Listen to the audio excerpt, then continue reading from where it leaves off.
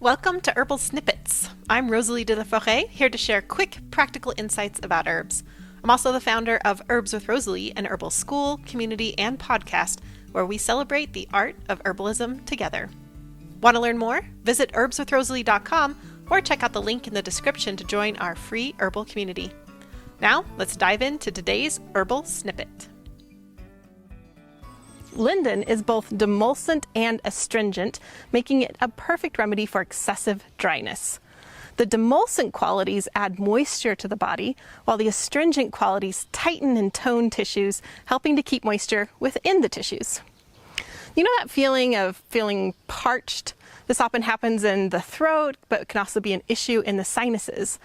Basically, what's happening is that your mucous membranes, which prefer to be moist, are all dried out. Well, linden really excels in protecting mucous membrane health in dry and hot weather, or just in people who tend to be dry and hot.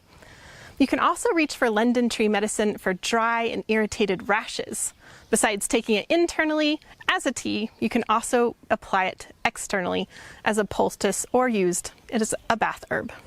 Maurice Messager, the French herbalist that I mentioned earlier, practiced a tradition of herbal bathing, and he recommended linden for any type of skin inflammation such as burns, boils, or abscesses.